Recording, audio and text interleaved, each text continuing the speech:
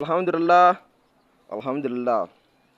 Allah Ubangiji mun gode maka da ka kawo mu wannan sabuwar shekarar ta 2026. Masoya manzo Allah sallallahu alaihi wasallam, ina ma kowa barka da shigowa sabuwar shekara. Allah Ubangiji ya samu shiga kafar dama.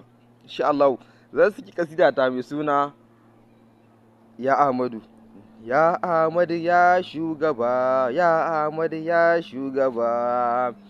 Ya mamallaki na Allahu ya kadiri, kai ke juya lamari na baɗini zahiri, babu abin da zan ce da kai.